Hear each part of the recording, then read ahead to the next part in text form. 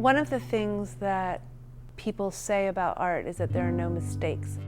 My understanding of that notion is that there are no mistakes in art because everything you do isn't the last thing you did. You don't just screw up in life and then you have to trash it all and start over.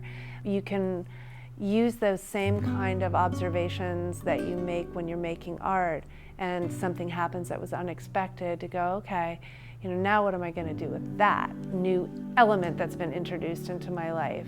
And so often in art, at least in other people's eyes, a lot of times it's that anomaly, that left turn, that mistake, and what you did with it, that's a lot of times the things that people will say, oh, that's my favorite part.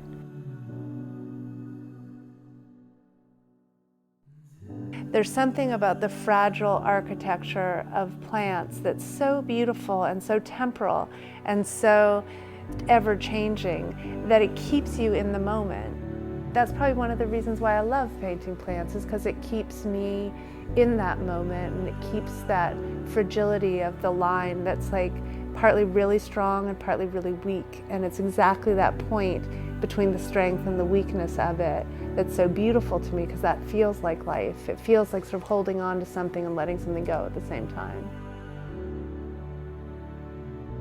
I think the key to making art is making art. I have always done art and craft side by side my whole life. I can never remember a time when my head wasn't in the clouds and my hands weren't on a weaving loom or in a sketch pad. Art is slow and it's fast, and it's super crafty and perfect, and then you have to be willing to throw it all away at a moment's notice.